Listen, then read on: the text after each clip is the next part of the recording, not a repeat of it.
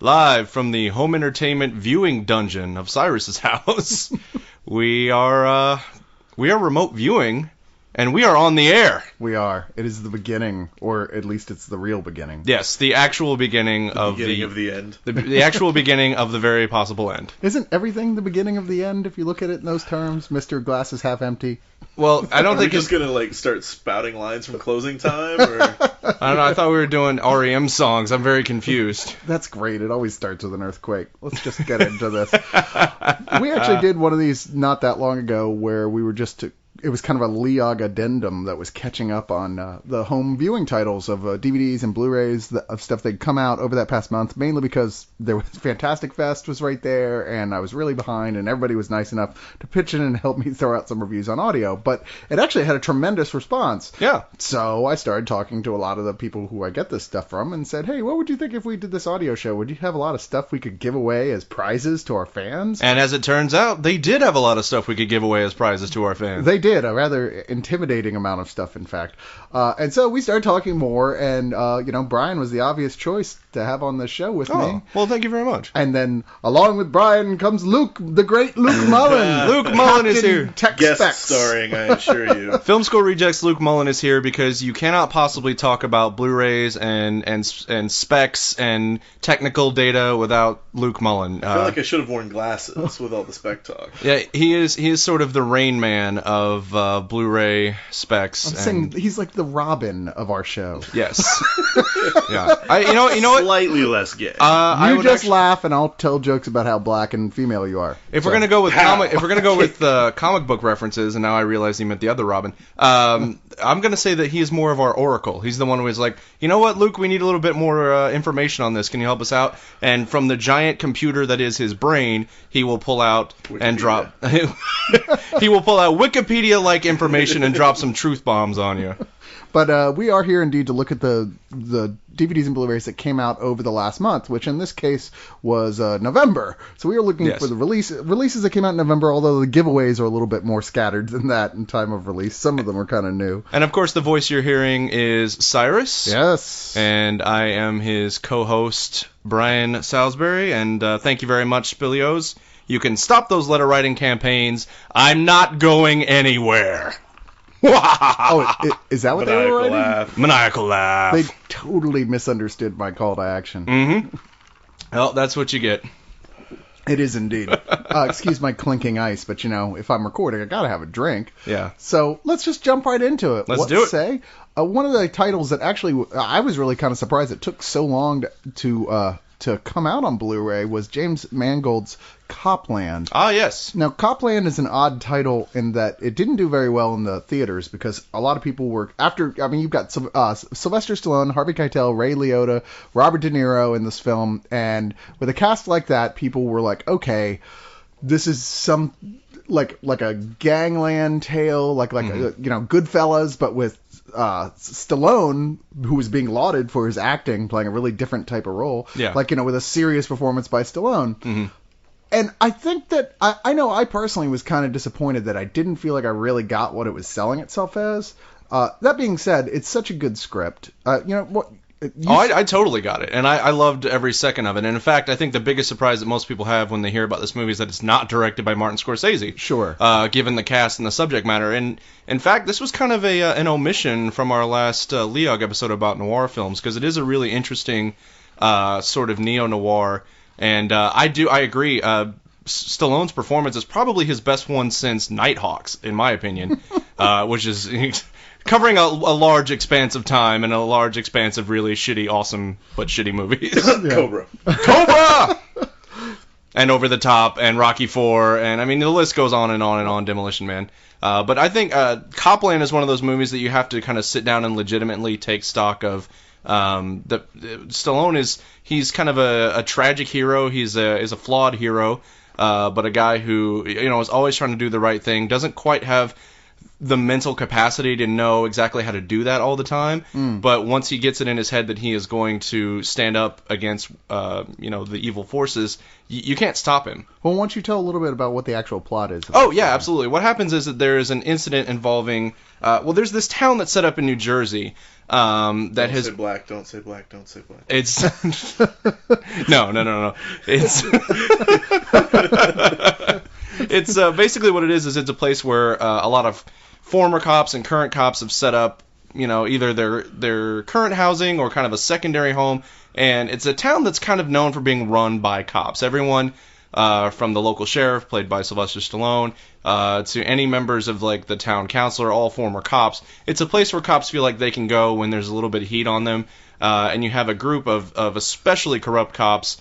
Harvey Keitel and Harvey Keitel's a corrupt cop? I know, it's crazy. What a stretch he had to do for that. Exactly. Robert Patrick. And what happens is that Michael Rappaport, who also plays kind of not a super corrupt cop, but a kind of a jackass, accidentally or very purposely kills a guy that he thinks is trying to kill him, who turns out doesn't have a gun. And then he fakes his own death, and they need a place to hide out, so they all kind of flock to Copland. Well, Sylvester Stallone, in the meantime, is kind of getting tired of all this and decides that things have gotten out of control and he needs to do something about it. But basically, the other cops try to kind of treat him as their pet. They're like, "Oh, don't worry about it, Frankie. You go play pinball or whatever it is that you do." Yeah. Because he's a cop that's lost part of his hearing, so he can't be like a cop in the big city. He's kind of just the local sheriff. So he's always kind of has that inferiority complex going on. Yeah. And who the fuck commits crimes in a town that everyone who lives there is a cop? Exactly. Well, I mean, what did you expect when you called it Copland? Yeah. It's kind of a... it's not. Yeah, unfortunate name. I thought it was a movie set at a donut shop, but it's apparently you not. don't want to go into the wardrobe at the back of the donut shop because that's where it leads. Either that or to New Jersey. Yeah, and you have to believe it's there. You have to believe that doorway is there, otherwise it won't show up. Just put it this way: the Copland version of Mr. Tumnus is not so welcoming with Turkish delight.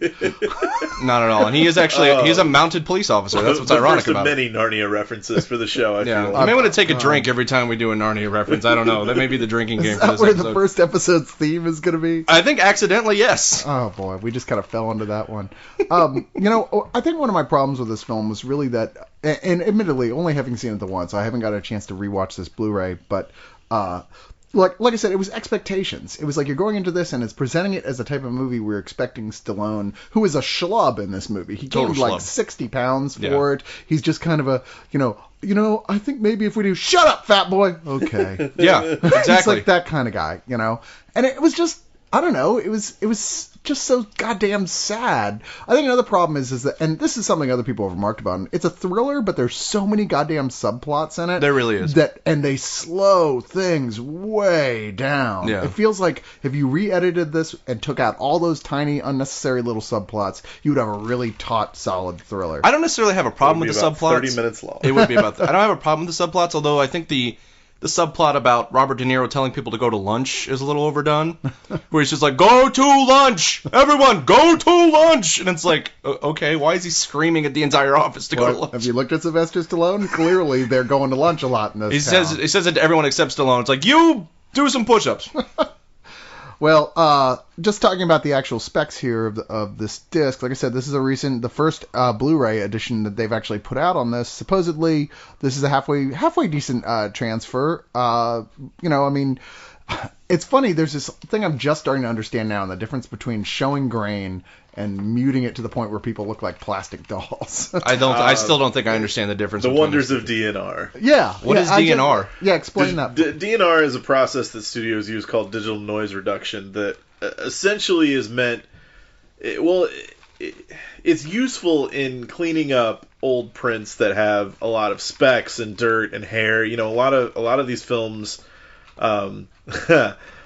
Copland probably not so much, one of them being that it was made in the 90s, but films, older films from the 70s, films that people didn't think would necessarily ever need to be retransferred or rescanned from the film negatives. Oftentimes the film is deteriorated, and so DNR is a process that can help that if used sparingly, but oftentimes it is slathered about in an attempt to get rid of the grain structure that is naturally there from shooting on 35mm film. Right. Because some studios, in some instances, think that if it looks cleaner, if it looks more like high-definition video shot material that people are used to seeing on their TVs today, then they'll be more apt to think that it's a good-looking transfer. The problem with that is that it notoriously makes people look like plastic dolls. Sure. One of the most egregious transfers in that regard is the first Predator Blu-ray, where Carl Weathers looks like he has the skin of a baby. He looks like a Carl Weathers action figure. Which is funny because Carl Weathers' face is not that smooth. As it turns out. Should not be that smooth. And the problem is that you're taking away from what the film is supposed to look like. It's shot on film. It's supposed to have a certain amount of grain. Right. And there's that fine line because when you're upgrading to HD, because it makes everything that much more intense, for instance, you don't want your blacks all, like, just smothered out by the grain that was in the original film. You probably do want to wipe that out completely just to give you the real Blu-ray effect, because... I don't need to see the grain of the film. Right, but I think what Luke is saying is like a lot of these companies that are doing the transfers have it's kind of the same as a child's perception of detergent, where it's like if a little gets it clean, then if we pour the whole box in, it'll be super clean, and that causes problems. No, you've nailed it. That's the same reason why instead of using a super cheap blood squib, they'd rather do the blood in post. CG blood is the worst. I'm saying it right now. It is the worst. So DNR is not a bad thing. It is a totally wonderful thing if used sparingly. That is the lesson for the day. Well, it seems like on the whole, this was actually, from what I'm reading here, it seems to have been a pretty good job on that. It's not perfect, but what do you expect, really? This wasn't what you would call one of the higher end titles, really, from Lionsgate at this point. And it's got a free bonus features, but they're all stuff there that are shopped over from the original DVD release. Sure. But give points to the studio for doing that, because there's so many releases that they just don't even leaves, bother that. No, like the upcoming Rocketeer Blu-ray, which I could not be more excited for, has Me neither. literally, like, I think the trailer. I think that's all they put on there. And that's becoming more and more the standard. the standard. You have it. You have the material on the DVD. Just I know, port it because I have over. the DVD on the shelf. Like, just because a lot of those DVD bonus features are often made by a separate company altogether. Sure. And then they say, have you to know what, we relicense could save them. a few bucks if we just didn't pay them for those features. What are you going to do? Yeah. You gotta It's wait. disappointing. So credit at least for porting the few features that may have existed on the DVD version of Cowboy. Exactly. Well, let's move on here, and this next one we're going to talk about is actually one of my favorite movies of the last several years, Confessions of a Dangerous Mind. Now, it is a film that certainly dealt with a certain amount of, I wouldn't go with controversy, but people were like, rental to full price rating. Some people are like, it was all right. And a lot of the confusion seemed to be that it was very surreal at points. Yeah. And I believe a lot of that has to do because of, the mixture of influences going on here. Now, this was George Clooney's first directorial debut. He went on to do Good Night and Good Luck and The Good German. And The Good German. And it's based on a book by Chuck Barris, the old game show host from the Newlywed Game. It was a game he created, but he was the host of The Gong Show, most famously. And in this book, which is pretty old now, he claimed that the whole time he was doing all this game show stuff, he was secretly a assassin for the CIA. A story which he sticks by the way. It's an amazing story. Whether it's true or not doesn't even really matter at this point. No. Because conceptually, it's so fucking fascinating. I mean, basically, he's working in game shows by day, and he's assassinating people by night. Yeah. So he's like Pat Sade Jack Ruby, essentially. Right. And what you've got is Charlie Kaufman writing the screenplay adaptation, so that in and of itself brings its own level of weirdness to totally. it. And then you've got Clooney, whose directing style, it's a little confused at this point. He hasn't quite figured out what he's doing, so he's trying and experimenting a lot, which I think suited this film perfectly. I think it works a lot more than it doesn't. But there's a lot of obvious Soderbergh influence, who indeed was one of the producers, and other people of the day that it's clear that he had been paying attention. I think to. his use of really kind of bizarre transitions is a Soderbergh reference. Oh, completely. Yeah, but it works so well here. I like the one where he gets a phone call and he's walking to the edge of his fireplace, and when he gets to the edge of his fireplace, the rest of his room isn't there, and you just see the office of the other person calling. It's such a small, little thing, but it's something you don't get very often. I mean, usually you get maybe a split screen or cut back and forth, but I mean, it's just fascinating to see him play with the boundaries of where these scenes are supposed to begin and end. Absolutely agree with you. That was one of the most attractive details to this to me. The other one, of course, is that, seriously, who doesn't like watching Sam Rockwell in a movie? And they cast him as Chuck Barris, which is actually kind of uncanny because he does look a fuckload of a lot like a young Chuck Barris. And it really starts from like his early years and him falling in love with Drew Barrymore's character. God. And, that's kind of the relationship of his life in a lot of ways. Like, he goes in and out and dates other women, but it always comes back to her. Yeah. George Clooney, indeed, plays the CIA agent who ends up recruiting Chuck as the assassin.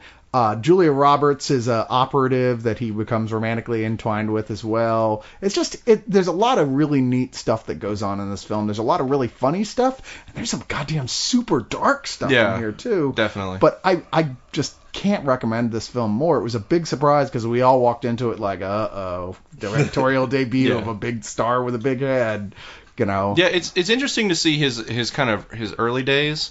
Where he's got kind of this level of sexual frustration and inadequacy that's really at a level not seen since the last Spill.con. And the great thing about the flashback... Did you get that? What's that? Did you get that sexual inadequacy thing too? Yeah, a little bit. Yeah. Maybe on my own part, but that's okay. The great thing about the flashback is the way that they're shot. There's like this weird kind of pastel-like filter on everything that kind of makes it look like you're looking at a photograph that is itself within a dream. It's very bizarre. I don't know how they'd actually accomplish that. I don't know. A lot of different things are going on in this particular film. Filters, really, really hard push contrast, a lot of desaturation, hue pushes. It has a very distinct look, and in fact, a look that I haven't really seen in many other films. It's definitely very unique, and it's something that you're not going to forget. No, that's very true. And the good news is that the Blu-ray actually totally gets the look of this film. Whoever was processing this understood that there was a lot of different types of stuff going on, and they really kind of nailed it, apparently. And it does feature one of the earliest on-screen appearances of Michael Cera. Oh, yeah, playing the young Chuck Barris. Yep. That is correct, So sir. There you are, Cyrus, a little extra bonus nugget for one of your favorite movies. Your favorite actor, isn't it? Yeah. God damn you, George Clooney. You like Jesse Eisenberg? Yeah, I like just. Now He's I'm Team Eisenberg. Confused. Which one is which? And it's even more confusing because we had just started to hate Sarah thoroughly, and then he's in Scott Pilgrim, and you're like, but I can't. Fuck. Our lives are so hard. We don't know who to hate anymore. I know. But this, once again, also ports over the extras from the DVD. There's a good commentary with Clooney and with his cinematographer behind the scenes, some deleted scenes, and 23 minutes worth of them, so there's actually some good stuff in there. Mm-hmm. And a way too short interview with Chuck Barris. Considering he had a lot to do with the on-set I want to hear that guy making. talk for hours. Just let him tell me the story again. Well, it's interesting. All right, so there's all this behind-the-scenes drama behind this film because Charlie Kaufman was pissed at George Clooney because even though Clooney was like, wow, I want to do this so bad, this is the greatest script I've ever read, he drastically changed his script in a lot of ways. Yeah. And instead of letting Kaufman, like he was used to, be on set and participate in the process, which someone's got to tell Kaufman, you're like the one writer in the world even allowed on set, right? He had Chuck Barris, the original author, come on set and ask him for advice and to help. And apparently he had such a great time, he ended up writing the sequel, which I didn't even know existed, called Bad Grass Never Dies, which is still optioned by this company. Wow. So, yeah. Bad Grass Never Dies sounds like the appropriate mantra for the altered state of being you should be in when listening to Chuck Barris tell these stories. I think it's Scott Weinberg's life motto. That's a good point. There's a Willie Nelson song with a lyric that goes something like a box full of dirt weed on Weinberg's shelf. I think I've heard that song, actually. Yeah, I think it's something like that. Anyway, moving on. Here's another one. I don't know if you guys got to see Magic Trip. Did you get to watch this? Magic Trip, no. Okay. Although, wait, are we still talking about drugs at this point? We are. Because good. Different type, I feel. Yeah, very different type. Well, maybe not completely. Because I questioned if Clooney was on acid at some points when he was designing Confessions of a Dangerous Mind. But this is a documentary about the real-life story of the Ken Kesey and the Merry Pranksters bus that drove from one side of the country to the other, ostensibly just to go to the New York World's Fair. But it was in the early 60s, and it sort of looked by many as being the defining first step across America for, like, between beatnik and hippie. Because, like, nobody even had the term hippie at that point. This is, like, pre all that. And these guys, like Kesey always said, we were too old to be beatniks, we were too old to be hippies, we were too young to be beatniks, so we don't know what we were. We were just the Merry Pranksters. And so all these freaks with a whole bunch of drugs. Wait, they didn't know how to define themselves. So all these freaks get in a bus. It's like, clearly we know how to define them. And they drive across the country and taking LSD the whole way. Now, what makes this neat and worthy of not, you say documentary, great, a bunch of interviews, whatever. The cool thing, the reason this even exists is because they had 4 16mm cameras with them and extensive audio equipment. So they filmed and recorded everything, the whole trip across the country. Tapes of which that is a dangerous game. Yes, it is. With tapes of which have not, and no surprise really, have waited till now to surface. Yeah. Wondering what the statute of limitations on drug use is. Right. Yeah. Ooh, I didn't think bestiality. About that. Yeah. Oh shit. Now that I think about that, I have never done drugs or had sex with my cat. Saying that. I believe you on the former. So these directors, they take the footage and they edit it together in a way to tell it as one long story using all this footage, telling the adventures of their voyage with all that stuff there. And then everybody was writing diaries on the way. There's lots of recorded material. So they get professional actors to read out entries from their diaries about each event and their responses years later talking about it. In fact, there's a whole book by Tom Wolfe called The Electric Kool-Aid Acid Test. It's all about this trip and what happened right afterwards. And they have Stanley Tucci act as like sort of a faux interviewer, like asking questions. I love Stanley Tucci. Well, who doesn't? Like Stanley? that would honestly, like that would make me want to watch it on that alone, because that guy, I swear, like the Easy A, anytime it comes on TV, I have to stop and watch, if for no other reason than Stanley Tucci as Emma Stone's father is just fucking hysterical in that movie. You're right. I love that too. But this is one of those films that if the thought of just watching hippies for 2 hours act like hippies makes you absolutely nauseous, then move to Austin. This isn't going to do anything to change your mind. But it is a real piece of history. It's one of the most remarked upon things that happened during that whole period of time. Sure. In a non-political sense, anyway. And it's actually pretty goddamn interesting. And it sounds like they're at least trying some different things with the narrative, so you're not just watching a bus trip for 2 hours. Yeah, well, exactly. Yeah, it's kind of crazy to watch. Or a bus trip, as it were. Well, they actually have the recording of the first time Ken Kesey, he was the guy who wrote One Flew Over the Cuckoo's Nest, amongst other things, the first time he ever took acid in a government experiment, and he has the whole tape of it, and they integrate it into the movie. But there's also, if you care, the whole hour and a half or whatever is actually on the extras of the DVD. If you feel like listening to Ken Kesey be one of the first people ever to take LSD, then there you go. That kind of sounds fascinating, actually. I'm not going to lie. I'd like to see that. You might want to take acid first. All right. Where's my bag? All right, you want to introduce this next one? Yes, this next one, given that we have entered the month of December, it was pretty likely that I guess we're still talking about November, though. I'm getting a little confused here. We can dance around here. We're gonna dance a little bit, but yeah, Scrooged was another release in November, and Scrooged it's from 1988, probably my favorite adaptation of A Christmas Carol, starring Bill Murray in the miserly Scrooge type role. But this was directed by Richard Donner, and Bill Murray plays a television executive named. Oh my God! Frank Cross. Frank Cross. Jesus Christ! Thank you. Frank Cross, who is exactly like Scrooge. He's greedy. He's kind of a dickbag, and in that special Bill Murray sardonic way. So it's like extra dickbaggish. He is so good at being a dickbag that you love anyway. Indeed. It's kind of like Corey. Yes. So, pursuant to its source material, he is visited by 3 spirits, and he's warned by a former superior of his, a former boss, who has died and revisited him as a ghost, that the track that he's on is going to lead to a very dismal afterlife, and he's going to be sending 3 spirits to try and change his ways. So I mean, it's the story but presented in a way that's very fun and very late 80s Bill Murray comedy. Yeah, as he's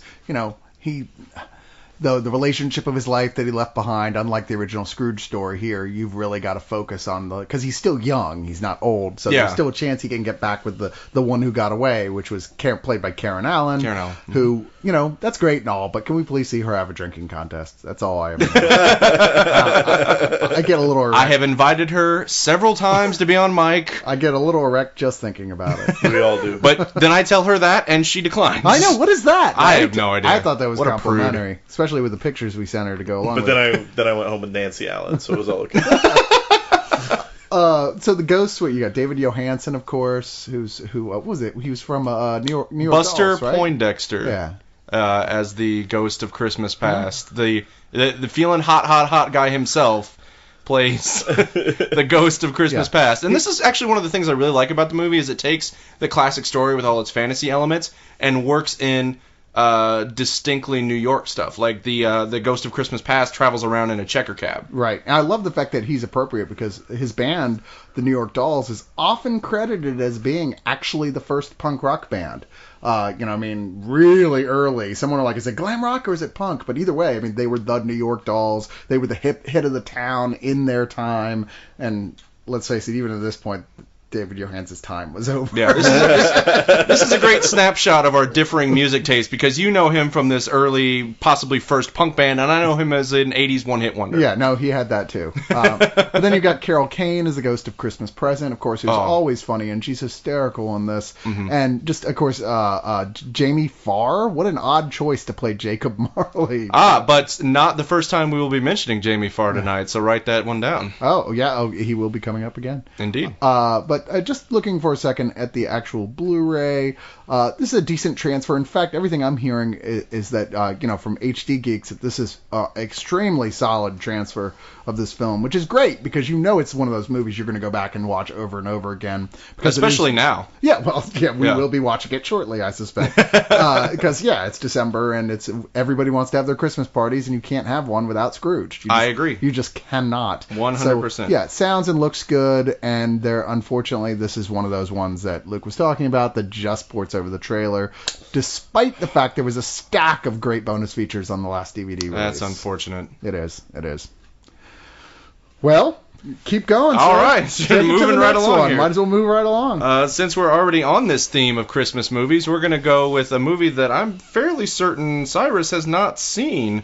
Oh, boy. Are we going to out me? I think we are. We're going to talk about It's a Wonderful Life. I don't know. It's Cyrus. It's this little-known holiday movie. I don't think very many people actually are aware of its existence. That's what I thought. I think you're... No real stars. No name director. Some guy named James Stewart, and it was directed by Frank Capra. Yes, is the correct pronunciation. Some woman named Donna Reed. Yeah, it's really not even worth your time. Are you kidding me? How have you not seen this yet? You know what? It was an act of will to not have seen this. No, how can you not have seen this by now? Like, you've survived several Christmases, and you have a television set. To say the least. And you have a television set, and It's a Wonderful Life Blu-ray right here, in fact. It's true. In fact, I had the DVD, and I gave that away. They even go to the trouble of making it the size of a goddamn pillow, so you can't miss it in the stack. It comes with an ornament, or some tree of some sort. It does. It's one of those irritating, like, look how much more special this is, when really it's the same. It's the exact same fucking last disc, version, just with more cardboard thrown in around it. It's like, look what we can sell for another $35. Exactly. Well, that's it's one of those titles that it costs them nothing. They don't have to pay anybody to re-release it. It's in their catalog. Sure. Everyone who might get royalties is dead. That's and it true. sells every single Jimmy time because of suckers like you that keep watching this fucking I'm movie. just wondering, whose ear we're going to have to twist to make you watch this. I don't know. I might actually watch it. See, every time a bell rings, Cyrus fails to recognize a reference. The sad thing, though, is that I get every reference that's in this movie because I have seen it satirized so many times. It's one of those movies that's part of the pop culture lexicon now. Yeah. And so you understand the angel gets his wings and all of those sort of references that have permeated the rest of our lives. Absolutely. Whether you've seen the film or not. Yeah, I think I may have seen every scene in this film parodied somewhere else at one time or another. I'm pretty sure you could probably put together an entire remake based of those little scenes. I think my favorite is the SNL one where they go and the different endings. Yeah, they beat the crap out of Mr. Potter. They figure out that he's behind the missing money, and they go and they beat the shit out of him. And what great bonus features that would have been to put on here. Yes. But guess what? They're not here. There's nothing at all really special with the extras on here. Like I said, this is the previous one that they put out in 2009, just with more cardboard. And the transfer and everything is thought to be about as good as it gets. I mean, if you really want to see a colorized version of it, then you should go jump off a bridge, and that angel's not going to save you. You will hit the ice. But thankfully, they do include the original black and white. Oh, of course they do. They would. No. Don't say of course, because studios do stupid shit all the time. That's true. But it feels like the colorized thing still. Dude, don't worry. Lucas wasn't behind this. It's a Wonderful Life release. It's true. But yeah, there's just not much here to speak of with the extra features. But God, how much is there to even say about what this film was about without, spoiling it for all the people who haven't seen it? So wait, are you consciously avoiding this title, or what is the story I wasn't for a long time, but I think it kind of turned around because so many people had challenged me on it over the years. I can't believe you've never seen it. That it kind of turned into a fuck you. I'm just gonna go running up and down your street tomorrow, going "Merry Christmas, Cyrus's house." Until you agreed to watch the movie. Just the thought that you might do that if I don't makes me want to not watch it anymore. This is not working. Clarence, help me out here. Who's Clarence? Oh, God. Clarence. Okay. Oh. All right. So I guess moving right along, or do you want to take a break? Why don't we do one more, and then we'll take a break. Yeah, and we'll tell what one of the giveaways are. Oh, yes, the giveaways. All right, go. All right, so this next one is one I haven't watched the original version of this in so goddamn long, and I'd seen the remake and went, man, I wish I could criticize this more based on how I felt about the original, but yeah, it's like it was barely in my head. But now that the Blu-ray's out of the Taking of Pelham 1, 2, 3, yes, considered to be one of the great thrillers of the 70s, because it is, because it is, then I'll be able to actually figure out how bad the remake actually was. Yeah, I mean, it's one of those things that we're so saturated with remakes now that as critics we want to be able to readily access all of the originals and judge them, as films themselves, but then also against the originals. But with so many remakes coming out, it's just fucking hard to remember all of these originals. So it was nice to be able to go back and revisit. And I, even on recent revisits, still love this movie as much as the first time I saw it. I haven't seen it, but just looking at some plot notes here, I noticed that the cops are played by Walter Matthau and Jerry Stiller. Is this meant to be a comedy? Yeah. It's not. Actually, Walter Matthau is really cool and really collected and just... Man, I love him in this movie. Sometimes Matthau just plays a badass and stuff. It's surprising, but we know him. Okay, but Jerry Stiller, though. All right, so you got me at Jerry Stiller. It seems like something weird is going on. Clearly you haven't seen his dramatic turn in Zoolander. I missed that special feature of Zoolander. But if you've seen this, do you want to talk a little bit about what this is, the plot of this? I mean, it's basically what it is it's a group of guys that take over a subway train, and they take a group of passengers hostage. And they are asking, they kind of disconnect it from the rest of the train, and they're asking, obviously, for ransom. And Walter Matthau plays the transit officer, who is kind of trying to deal with it. Now, it's important to note that he's not a cop. He's not a hard-boiled detective. He's not, some guy who deals with this on a daily basis. He's basically a civil servant who just went to work one day and had a giant ball of shit dropped in his lap. Who looks a lot more like a believable, normal, day-to-day civil servant than Denzel Washington. Yes, as it turns out. Okay.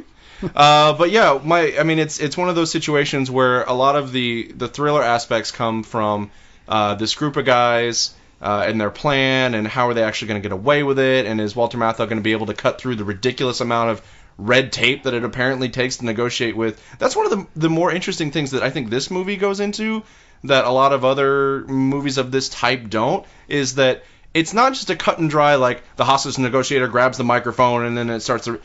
he has to, get the right person to make sure they're not on overtime to come down and make sure that, they're not cutting into vacation. It's this ridiculous amount of red tape, and Walter Matthau's just seriously, can we just deal with this?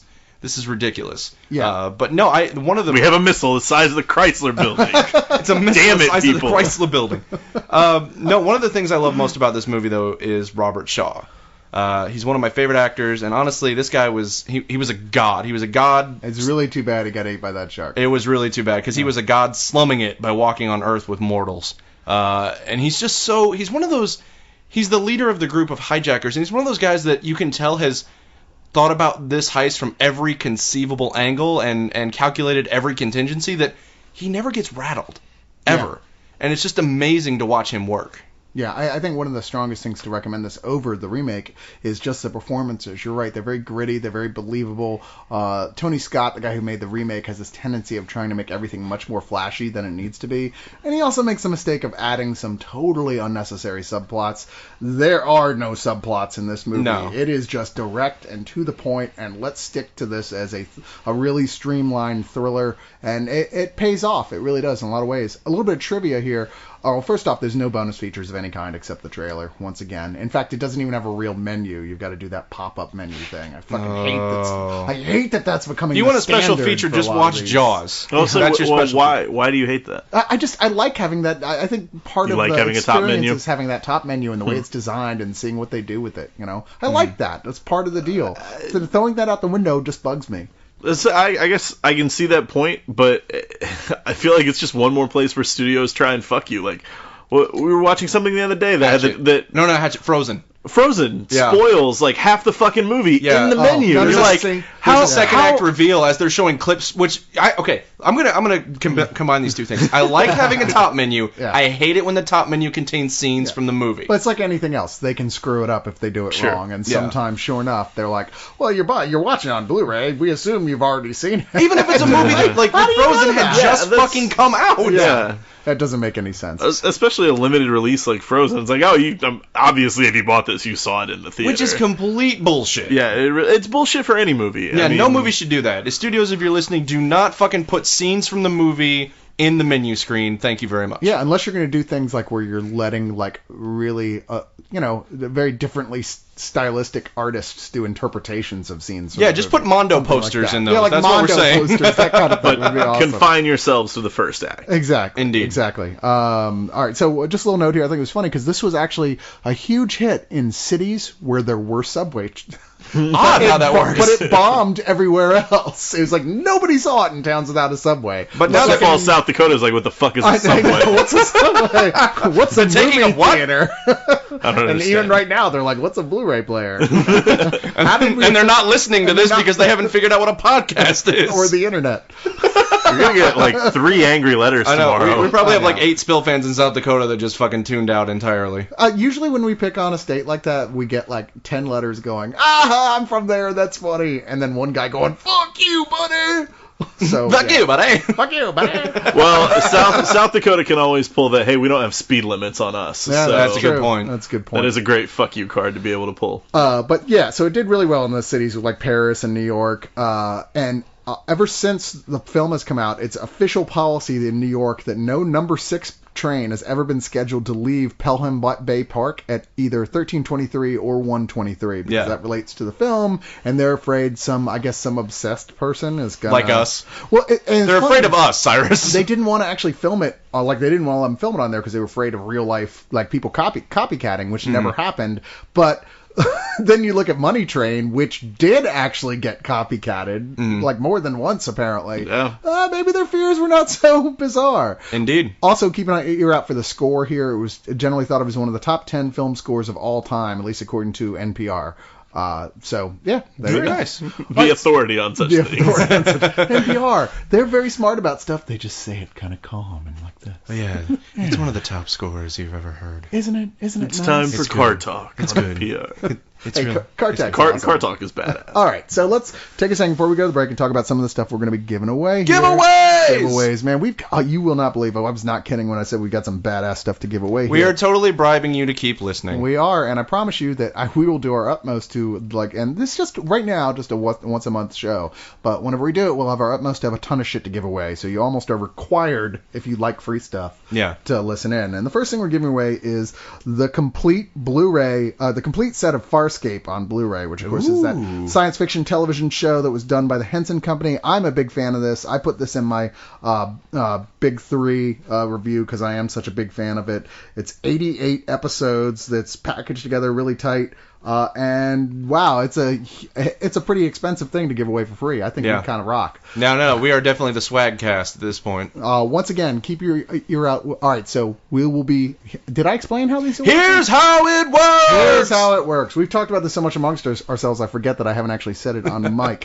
What we're going to be doing is, over the next week after you hear this, which will be, this comes out on Tuesday, so it will be any time up till the next Tuesday, you will have to pay attention to the various casts and posts around Spill that are done by either me or by the Spill crew, looking into the comments pages, because I will at some point post the title of one of the films or a word from the title alone where you can't miss it. It wouldn't make any sense in any other context.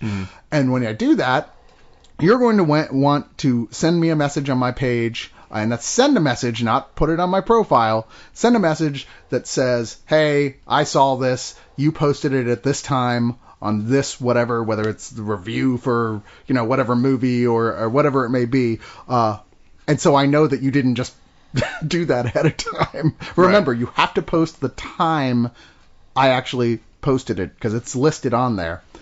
Send that to me, and I'll get in touch, and we'll send you this Farscape thing, along with whatever else we send. And there's so much stuff to give away, I'm going to go ahead and say another one. I'm sorry, just to clarify, you said you're going to say a word like for instance, from the title of the thing we're giving away. Something that's unmistaking what it is. Like in case for Farscape, it will be probably just Farscape. Farscape. It's one. The enigmatic or just maybe Farscape. Far. Yeah. Escape far. We broke Luke. No, I just wanted to clarify because I was a little confused. Space Muppets. Space Muppets. And also, I'm going to try and win. So. Oh, fair enough. And the other thing I'm giving away is a DVD of 5 Days of War. Now we're going to review this. Rennie Harlan. We're going to review this a little later in the show, but I actually enjoyed it. I hear it's not bad for Rennie Harlan. It's Rennie Harlan who does action movies, and it's him trying to do a serious action movie. But keep in mind, still an action movie. And I think I have several copies of this actually to give away. I just watched this and I enjoyed it. So remember, that's 5 Days of War. Keep your eyes open on the various Spill sites for that, because we'll be giving away several of those. We're going to take a quick break, at least on our end.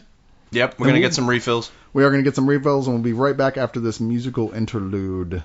Well, round about now, I figure it's the time we take a look at some classic Americana. You know what I'm talking about? Dag nabbit, I'm kind of starting to think I do. I think.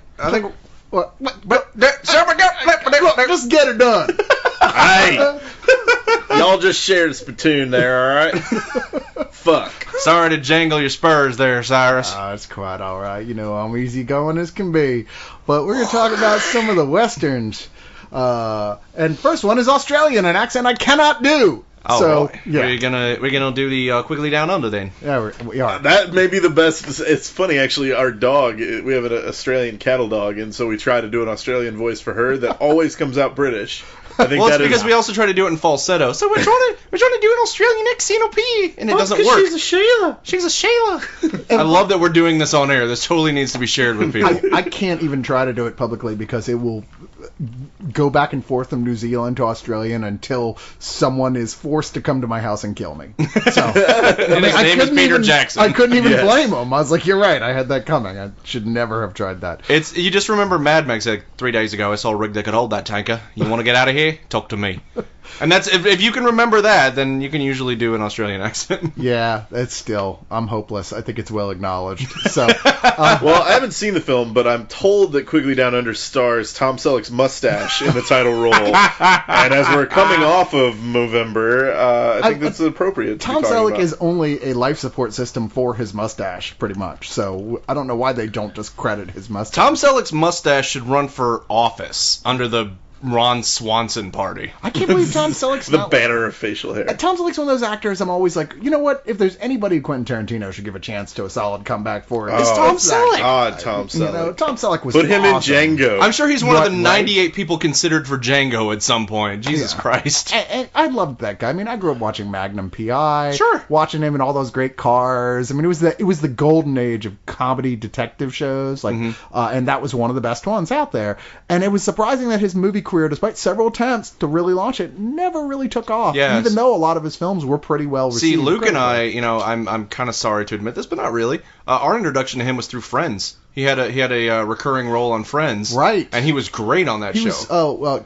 Monica's boyfriend. Oh, that's right. Okay, I wanted he to say was Richard, Monica's boyfriend. Yeah, huge fans of Friends, and I am unashamed.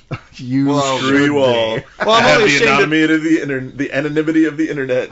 I'm only ashamed because we're young and we should have been watching Magnum P.I., but unfortunately... Hey, whenever I was watching Spencer for Hire with Robert Urich, motherfuckers, that's the show. That's some shit right there. You watch Spencer and Hawk. That's where it's Luke at. is old beyond his years, as it turns out. Thanks to DVD. I'm just saying, Spencer for Hire is the shit. Spencer for Hire was indeed pretty good, but this is a movie starring Tom Selleck. This is a movie. Yes, back to the movie we were talking about. 1990 Western. Now, the interesting thing about this was actually prepped for Steve McQueen, who was still alive in 1990? Yeah, he got sick and died before it moved to production. Okay. That was really inconsiderate of him. It was pretty lame. What the hell? But luckily he's been resurrected, because I really enjoyed Shame. I know, what was that? I was like, Bronson wow, was great. Now? Okay. He's a director now. Yeah. He is. And African-American as well.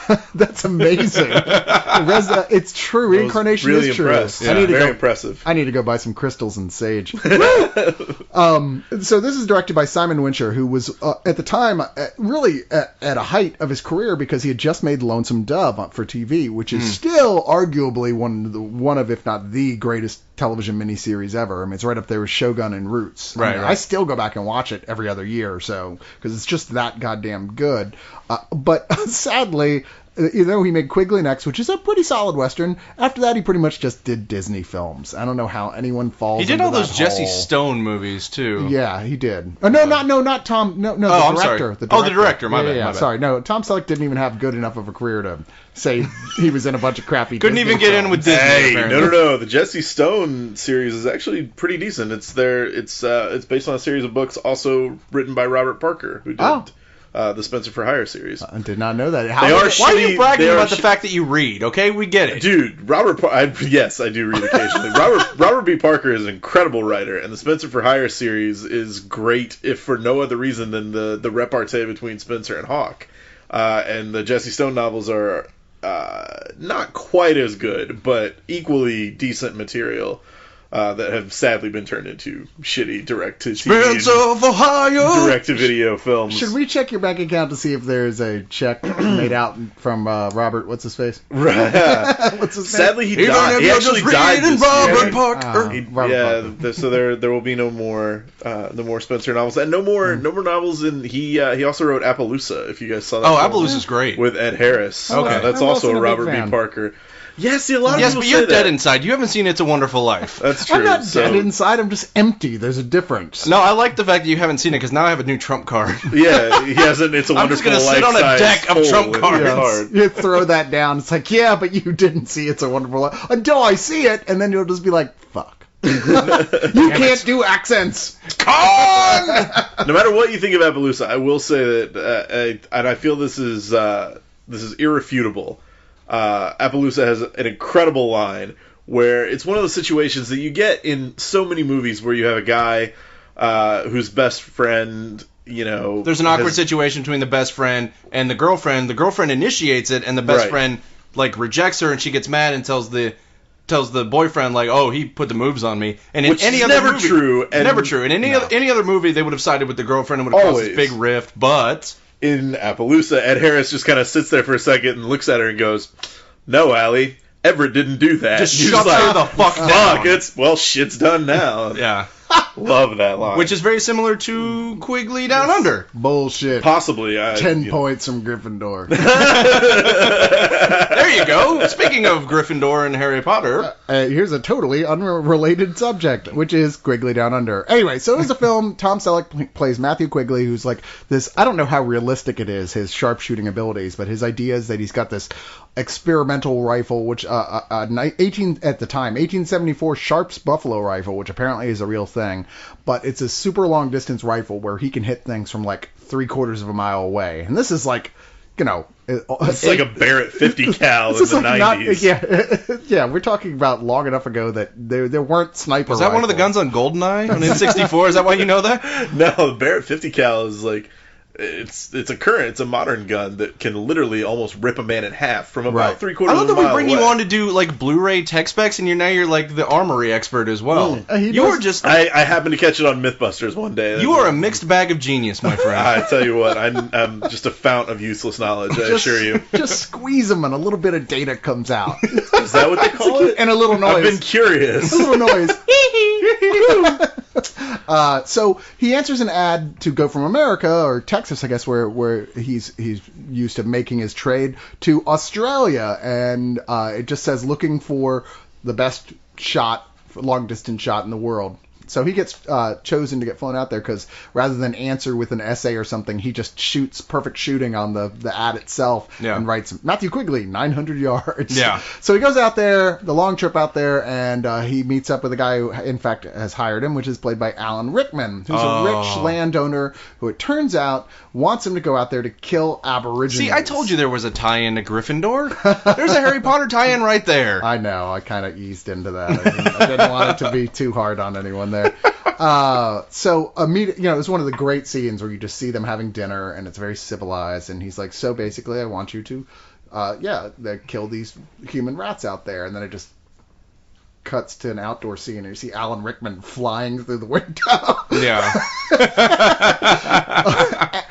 Which is weird because he almost never flies. No, he Almost doesn't. never. He usually, sometimes in Die Hard, he tries to fly. He fails ultimately. Yeah, he tried. He flew several stories before he hit the sidewalk. It's still flying though. Flap your isn't it? wings, damn it. He flew straight down. Yeah, it's funny. Like Alan, Spoiler. Even if you have absolutely no interest in westerns, I'm sorry, if Alan Rickman's in the movie, I'd listen to that guy narrate like bumpers for TV Guide channel. Like even if he was just up there going like, and tonight on Fox there's another episode of The X Factor. Yay. I would How still different watch is that. your Alan Rickman from your Morgan Freeman? Just out of curiosity. It's tough. There's more soul in the Morgan there it Freeman. is, It's like ever since I can remember, I wanted to sound like Alan Rickman. Of course, They're very similar. That's though. Morgan Freeman specifically on The Shawshank Redemption, though. Yes. So. Yeah. Oh no, that was the poop who took a pee. Actually, From South Park. yes. All right, fair enough. Anyway, so this movie ends up with basically Tom Selleck's Matthew Quigley. He's out in the outback trying to survive with a crazy woman played by Laura San Giacomo, who keeps calling him by another name. And he's like, "Look, bitch, I'm not that other person, and you need to stop calling me that." And it's him slowly figuring out why she's crazy, what the fuck is wrong with her, and him sort of becoming an avenging angel for the Aborigines and slowly wiping out every last employee of This sounds like a very familiar Alan story, just on a different continent. Yeah. Replacing the Native Americans with the Aborigines. No, you could tell this exact same story and do just that. Like, not have it be at all in Australia and make them Native Americans. Put it on a planet with some unobtainium. I'm just saying, make the Aborigines blue. And it would power the Galaxy Quest? Mm-hmm. Oh, okay. Yes. I remember that we were going to cover other movies too. Anyway, just a real quick thing. This is it's actually a really fun movie, but it's a standard movie. So unless you're already a big fan of that later, 80s on period of Western where they were a little, I don't know, maybe they just feel a little too clean at points. Like you're like, some of them, like I would still argue Tombstone's pretty great. Tombstone is really great, and there are others, but I think by and large you're right. There's just it loses something. There was something about the westerns that were made in the 70s that just perfectly capture, or even earlier than that, like some of the 50s westerns that just capture precisely what a western should be, and have come to define the genre. In general, in westerns, I tend to be from 50s on a fan. Although you got to admire the earlier stuff.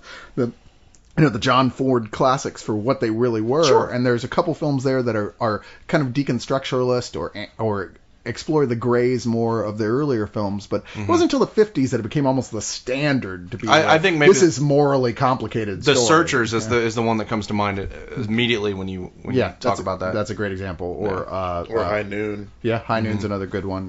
What's the Jimmy Stewart one? The Man Who Killed Liberty Valance. The Man Who Shot Liberty Valance. Liberty Valance. That's great too. But this Quigley Down Under, it's a really good transfer. It looks pretty damn good. It sounds pretty damn good, and is great because the cinematography is actually pretty gorgeous in it. I mean, all these huge shots of how beautiful Australia is. At least, well, that's a cheat. I mean, you can film anything in Australia, and the cinematography is going to look good. Yeah, that's what I always say about films in New Zealand. I'm like, look, you cannot add a plus to the list at how beautiful the film looks if it's in New Zealand because it's in fucking New Zealand. If you're shooting a film in New Zealand and you can't make it look beautiful, you should fucking quit. I'm sorry. Yeah, you fail. That's it. That's your master's thesis right there. You know, they should totally re-edit like early Peter Jackson films like Bad Taste and add sweeping vistas.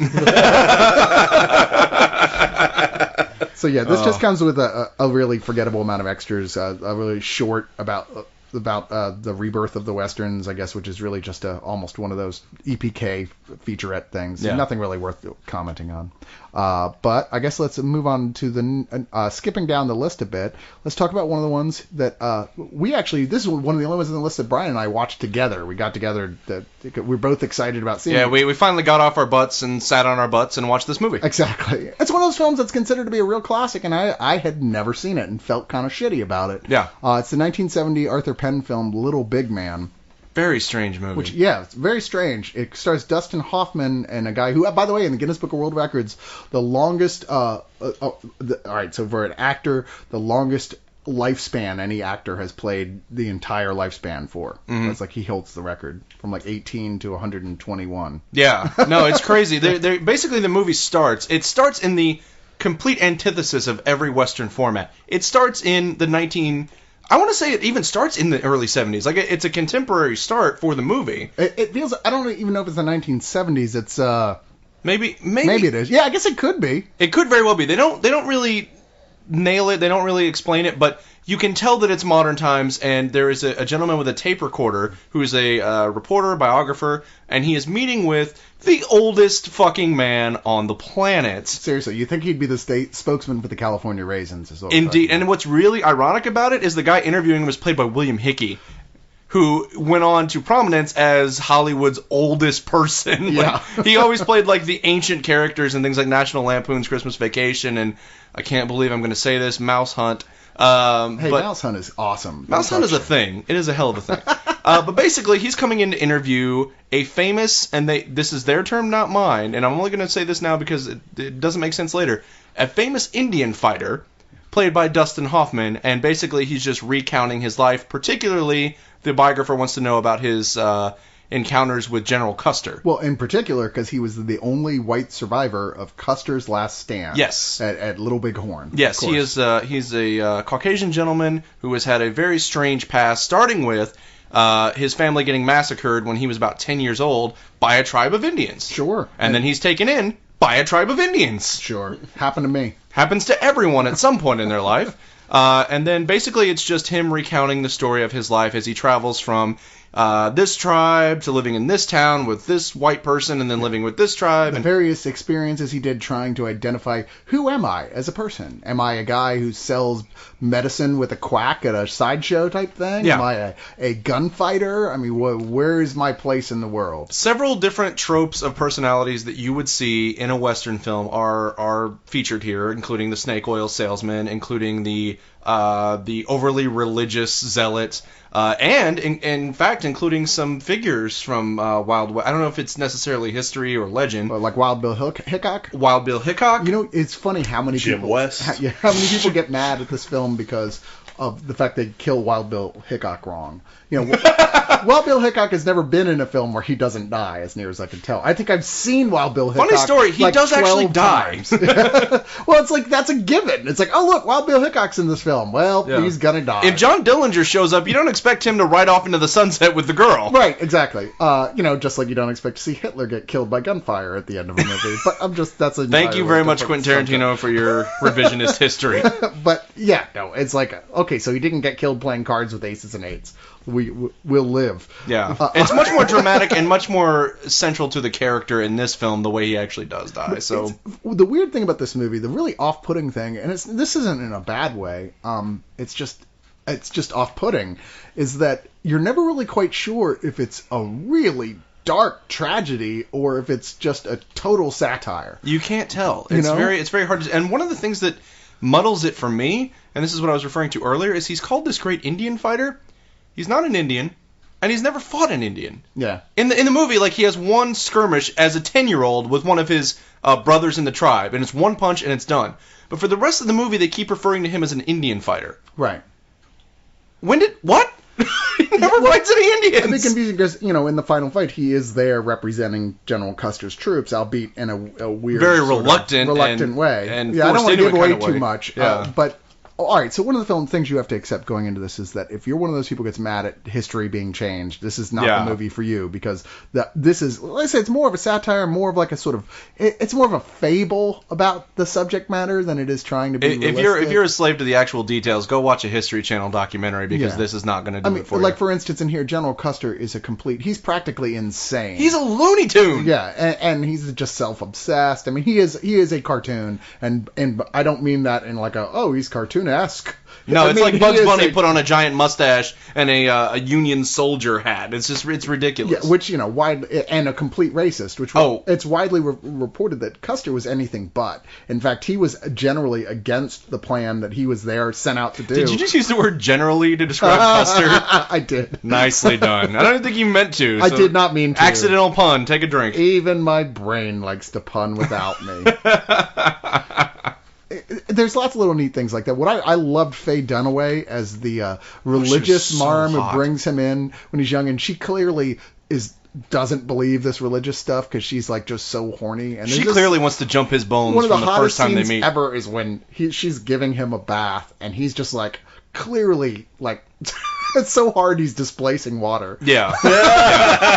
He's splashing around like a buoy. Yeah. And yeah, she's like obviously wants nothing more than to jump on this guy and fuck him. And you're watching it, you're just going like, I don't even know what to tell you except that Faye Dunaway was really hot. She was so goddamn hot. Yeah, there's a lot of really good things about this movie. I gotta say, I adored it in its own way. It's very, very interesting, but I will tell you, it has. You say interesting, that usually means you did not adore it. Well, no, it's not that I didn't adore it. I think that there are things about it. So you did adore it.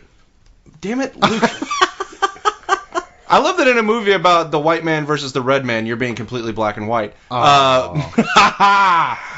no, I liked it for what it was. But it's one of those movies that just feels a little too nostalgic for me and a little too long. Yeah. Oh my God, this felt like it went on forever. And the thing that bothered me, not so much that the runtime is the pacing, because it kept feeling like he was on the verge of turning things around, and then he would hit a low point. And he was on the verge of turning things around. It's like, I understand that that's what life is a series of ups and downs, but I got places to be. Come on. There's a lot of films that have this sort of like the story of a life movies that are like this. And there's lots of examples. Sure. I mean, just more recently thinking The Curious Case of Benjamin Button is an example of one of those where it's like all these various experiences that built up together to make the man he eventually becomes being, or in the case of Benjamin Button, the small child. Which is funny because nice. At the beginning of Little Big Man, he kind of looks like young Benjamin Button, technically. Yeah.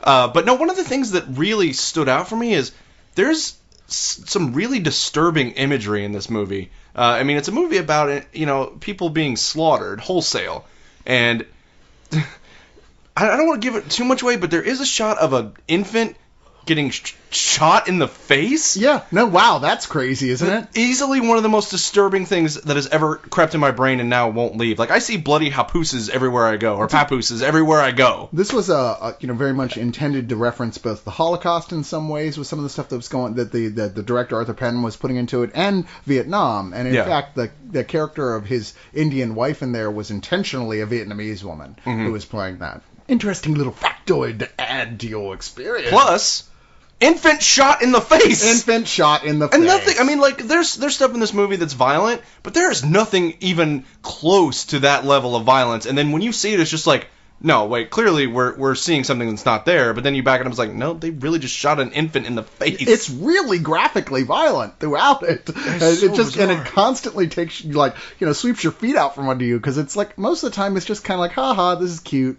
It's good performances and it's quirky. Then, Jesus Christ, that baby just got shot in the face! Yeah. So, one interesting thing from this is, like, a line that's been used in pop culture repeatedly, and notably by the Klingons in Star Trek, has been used over and over again, is the line, today is a good day to die. And it got its start in this movie. That's where it came from. You're welcome, Klingons.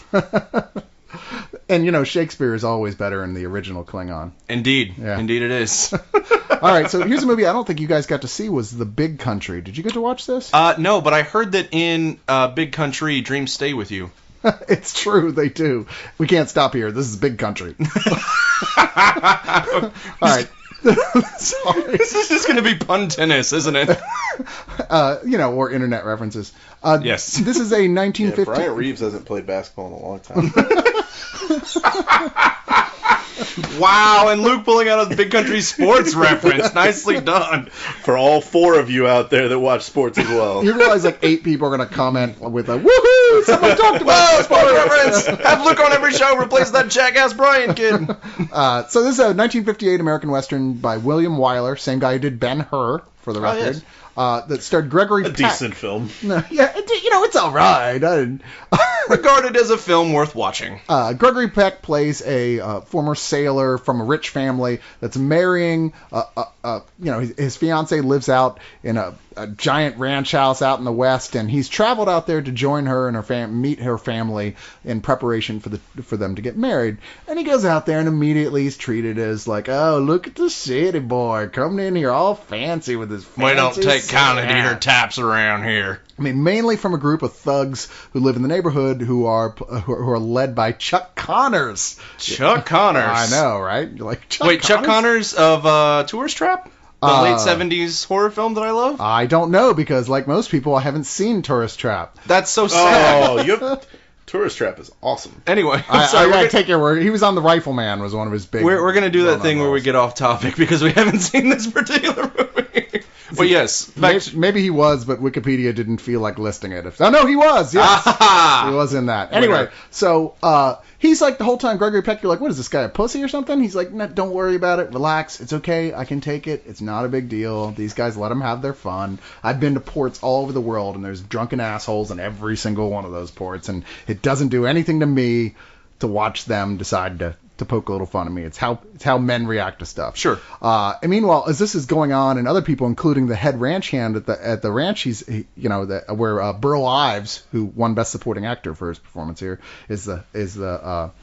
I'm sorry, no, Burl Ives is the bad dad. Sorry, the good dad was a totally different guy. The guy that different sang guy. Silver and Gold and Rudolph. Yeah, we know. Go exactly, sure. As a snowman. But even Charlton Heston is the ranch hand who's at the good ranch, as it were, who's secretly in love with the girl Gregory Peck is marrying, and he kind of resents him, and he sets him up to do some shit. Everybody's fucking with him, and he doesn't seem to want to show anyone that he's actually a total badass. Although every time there's no one else around but us, the audience, and the cameraman, he goes and does that shit in private just to, like, prove something to himself. Right. Like, so the audience is assured he's not a pussy, he's just kind of weird. Right. So basically it's just Gregory Peck walking around going, man, it's hard out here for a pacifist. It is, and he is kind of a pacifist. He's like one of those guys who goes, look, when it comes down to violence, I can handle myself. I know what to do. But it's stupid. In fact, there's this really famous scene where he and Charlton Heston have in the context of the film, and like what looks like an hours-long fist fight to the point where they're both bloody and near unconscious. And, they fight each other to a standstill. And Gregory Peck goes, there, you feel better? Did we solve anything there? What was that for? And walks away. It's like, which is weird because so much of manliness in these films is measured, either at the end of a gun barrel or by how adept you are at fisticuffs. Well, and this is one of the only pacifist westerns, as a lot of them are called, that doesn't involve someone who used to be a bad guy. Right. Or used to be somebody who was super violent all the time, like Sure. Unforgiven being a notable example of that. Mm-hmm. One of the only ones, really, and it really, really works. I mean, Gregory Peck is so good in this. You root for him so hard. He comes between these two feuding families it's the whole thing was obviously a take on the Cold War at the time of them saying, what we should do? We should take the Russian premier, we should take the American president, we should put them in a pit and let them cage match that shit out. Well, yeah, I mean, that's nothing new. I mean, High Noon's about McCarthyism. Yeah. So, I mean, like, Westerns were just another case of, art reflecting the mores of the time. Yeah, no, very true. And this is a great example, but it's a super long film. It's almost 3 hours, but you won't notice. It goes by really, really fast. I mean, William Wyler is an amazing director, and he keeps us surprisingly tight considering that, it's that long. Terrific performances all around. It really is considered to be one of the great Westerns And I recommend it, especially, like I said, for the neo-Western, the later revisionist style. This is maybe one of the masterpieces of the example. I can't believe I haven't seen this. I mean, it's almost as bad as somebody not having seen It's a Wonderful Life. It's not as bad. Oh, okay, good. Yeah. Well, then you're still the worst one in the room. No, you're right. I am still the worst one in the room. Wait, you've seen Star Wars, right? Oh, of course. Damn it. Even the versions that are unfucked with. Every once in a while you meet someone who actually hasn't, and then you realize that I will win over you in everything until you actually watch Star Wars. It's like they're speaking bocce to me when they say they haven't seen Star Wars. But no, it doesn't come with a bunch extra. It's got a short featurette, a trailer. It looks beautiful. Totally. After 3 hours, you really don't need much. Yeah, else. who's gonna watch the bonus features after 3 hours? Seriously. Unless it's like a gangster rap battle with Gregory Peck. I almost always wonder why with TV series, why there are so many extras on some of them. Because you're like, seriously, I just watched a whole season of television. I'm not gonna be especially on the going ones that back are like, and watching every episode with commentary. especially on the ones that are hour-long episodes. It's like, seriously, for fuck's sake. Yeah, exactly. Anyway, moving on. Moving right along. Let's see. You know what? Here's a movie that you got to see that I did not get to see. With Sleeping Beauty. Now, before we get into this, I'm going to preface it with saying I saw director Catherine Breillat. I'm probably saying her name totally wrong, but Luke, I got nothing. you're a French major. Come on. They probably don't tell you how to pronounce names per se. I don't know, Brea. Who is very much Brea, I would guess. a controversial, very in-your-face art director who does a lot of films that have to deal with sexual mores and that sort of thing. I saw her film Fat Girl, which I enjoyed, but in that sort of like, okay, I mean, it was clearly good at what it was trying to do. Like I said, I don't think enjoyed the right word. I appreciate it. Isn't Fat Girl the prequel to Precious? No, it okay. is not. In fact, Precious looks like a Disney film compared to what happens in Fat Girl. Whoa. Yeah. Jesus. Yeah, it's pretty Catherine heavy. Brea is very, very dark. Oh, so you do know how to pronounce her I name. just said I would guess Brea. Okay, I have no idea. Actually, looking at those letters, they don't make. And we just lost all one of our French listeners. Mad. Quel dommage. Yes, Luke is always my authority on French films because he likes them a lot more than I do. I have managed to find a few, particularly things by Jean-Pierre Melville and the like, that have actually tickled my fancy. French tickled my fancy. But there are so many French films that I don't like because I feel like they have this heavy air of pretension to them. And then we watch Sleeping Beauty. Which, unfortunately, is going to do absolutely nothing to dissuade Brian of his notions, because it is the type of French film that makes people hate French film. Ah, okay. And well, what's it about? Well, ostensibly, it's Sleeping Beauty, but it's almost as if Breillat gets bored with Sleeping Beauty about 20 minutes in and decides that Narnia would be a better place to Take a visit. drink. Narnia reference. Coming back to Narnia. Everybody drank. Seriously, it's so insane. Basically, the concept is it's Sleeping Beauty. You know, the witch curses her and she's going to die, and then the three fairies come in and try and fix it. I'm sorry, the three fairies who were late to stop the curse okay, two things wrong with the opening. Two things completely wrong with the opening. The first is that the witch is portrayed as like this wonderful woman who's caring for the child and everything's great, and she's like, the mom has no fear in her face whatsoever. So she's not really a witch. She doesn't seem like does she not seem like a witch. It seems like she's the grandmother. Yeah, she seems like an old family friend or the grandmother. Like, no one is fine. concerned that she's there. No, it's very strange. You have no reason to suspect that anything nefarious is going on until the fairies show up. Well, she's like, I cursed her. Yeah, All she's right, like, she's gonna die. Bye. She's like, welcome. She's gonna die when she's 16. Okay, bye, guys. And you're like, wait. And literally, she walks out of the room, and you're like, the fuck just happened? Well, maybe she has to take a while to like charge the spell, like you do in some RPG games and yes, stuff. there you go. So she had to act. She didn't have it on her hot bar at the time. At some point, wouldn't somebody seem afraid of her if she's the kind of person that does that? And the reason that the fairies are late to stop her from doing this is that they were all bathing together and laughing. Yeah, there is a little. There, I was about to say there's none of her of Brea's trademark dark sexuality going on, but I guess there is some nice nudity there as they bathe each other lovingly. That is what the Fae do, by the way. They bathe a lot, and that's fine. But which is funny because we hear often that the French don't. But here comes Sleeping Beauty to prove us wrong. But no, so they set it up that the fairy's intervention is that she will sleep for 100 years, and during that 100 years she'll get to go off and like have adventures in the dream world.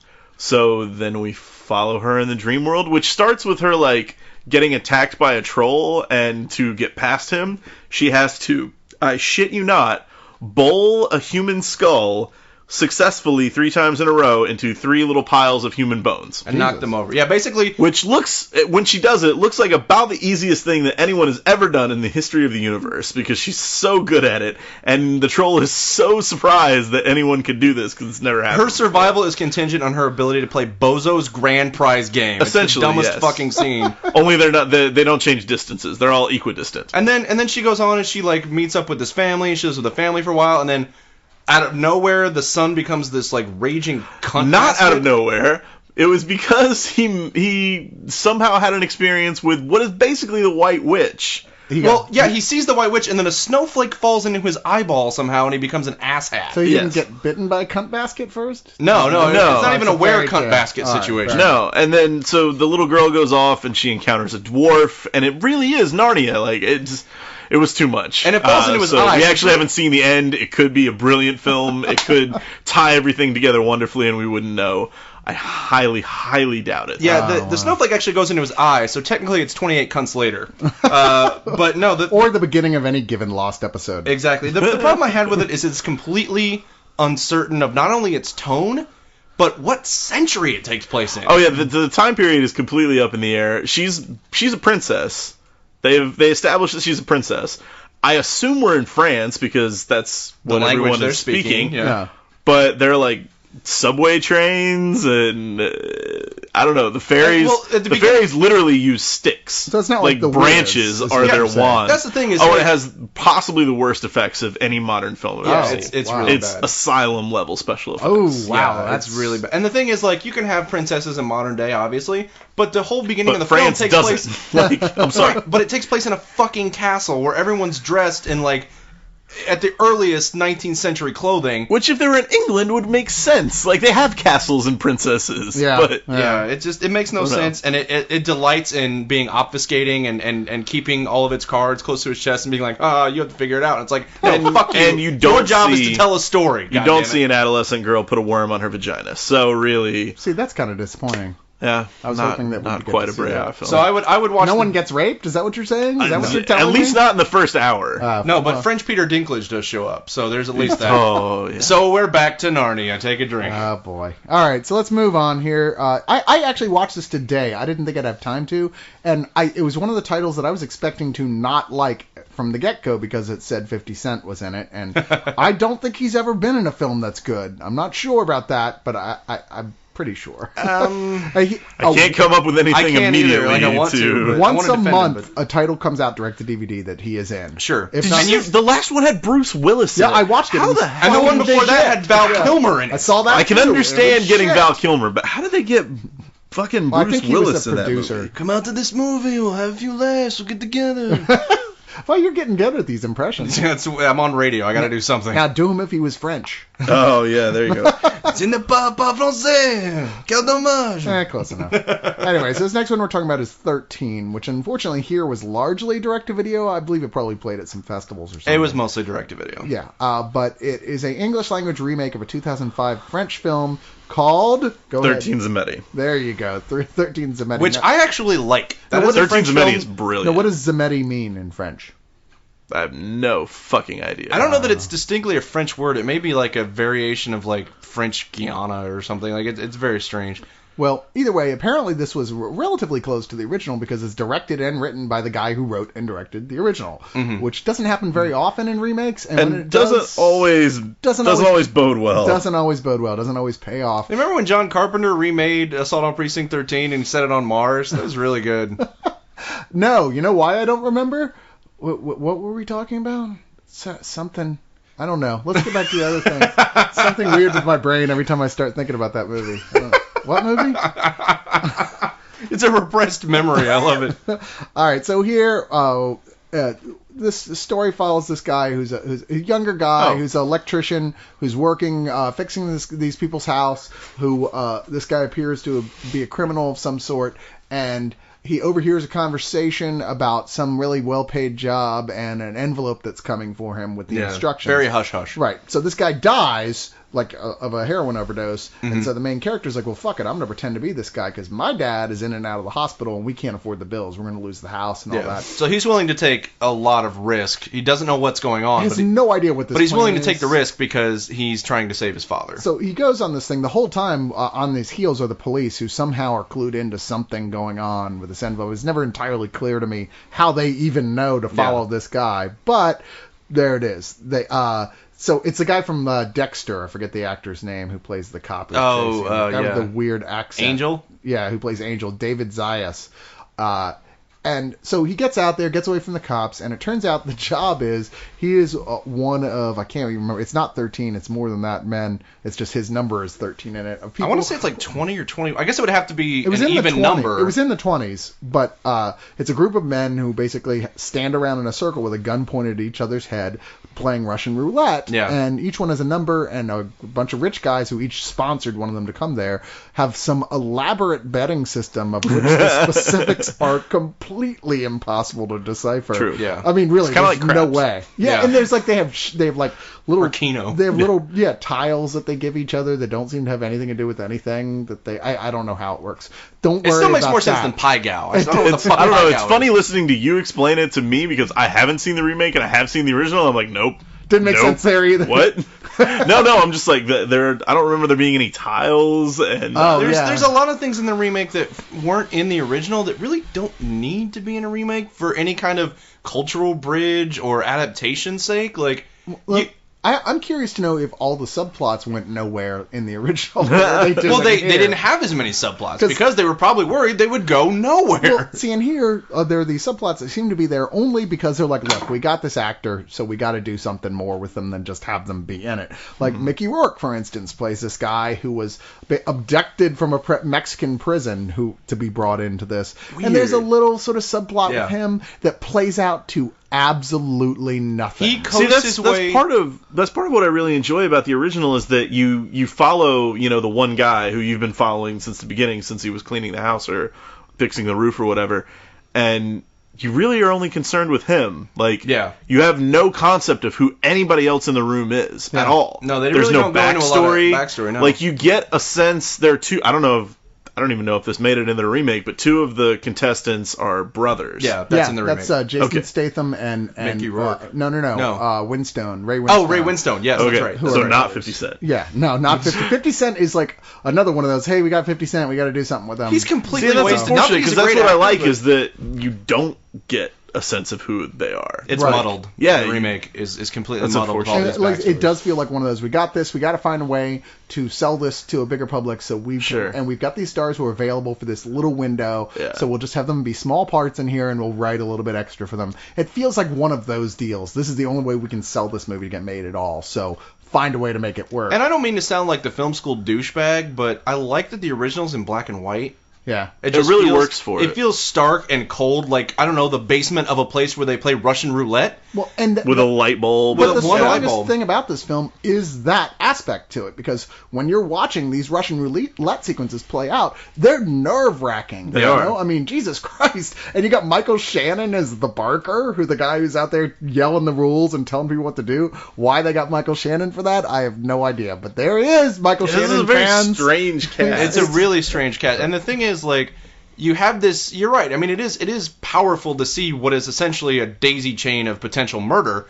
You brought sex into this conversation? Yes, I did. Wow. Okay. You're welcome. But it disturbing. doesn't come close to matching the impact of the first one, and mainly because you don't know what these other people's motivations are, so you don't know, one, how keen they are to die. You don't know if they're suicidal, and the other thing is you don't know how malicious they are, so it's just one of those things that, like, of course, everything, like, there's the suspense in this movie is easy because it's like it's very literally a gun with a bullet in it. You spin the chamber. Yeah. I mean, there's nothing more easily suspenseful than that. Sure. But I don't feel like any of this the side plots or the backstories are necessary at all, and I feel like ultimately, it's just like what you said, Cyrus. Like, you get to the end, and you're like, none of this really made a difference. None of this played out to a logical conclusion. In fact, even so, the story proper ends after an hour. The problem is it's an hour and a half film. Yeah. And so it spends 30 minutes dithering around afterwards, wrapping up to what I guess they consider to be a twist ending. It's not really. It just doesn't make sense in the context of it. We're like, really? Did they do that just because they could do that? I mean, they just couldn't figure out but the thing is, like, short next. of putting an extra bullet in the gun, it's not like anyone can even cheat at this. So everyone's got the same odds. I think it's a shame because there's a lot about this film that does work. Like I said, I think the whole time period when they're actually,